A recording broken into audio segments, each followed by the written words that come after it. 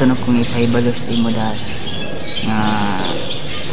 na ko gusto istorya about sa imo. And happy new year dahil dad. Unta malipayon ka karon.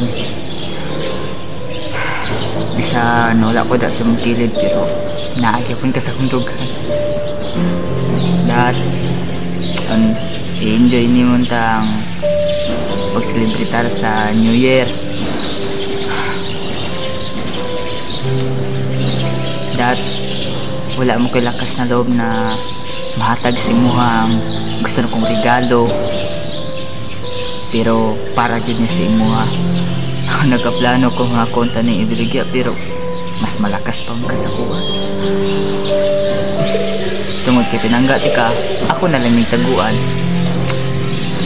Yan, nagtagatagan sa mga regalo. Gusto punta na ko ihatag sa mo ang necklace nga in. Yan, gusto na tika sa utan o gusto na ko nga sanina. Gusto na tika masuot sa imo ang pinaka-espesyal na ko nga sing-sing na akong gitaguan. Masay gitawag nga importante sa kong kinabuhi. Ang makadawat nga to, kaya ikaw to. Kaya dad, sa pagsalibritar si mong kuhan, ang tadi ko niyong makalimutan. Ikaw, di kita kalimutan. Sobra kita ka-love sa tanan.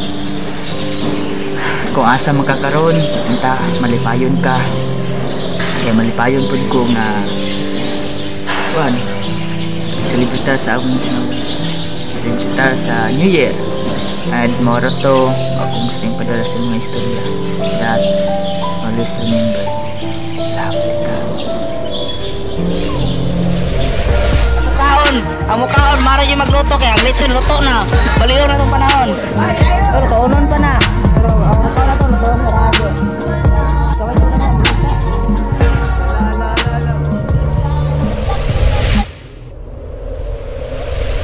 I love you, Dad! Taragin akong gusto! Antos! I love you!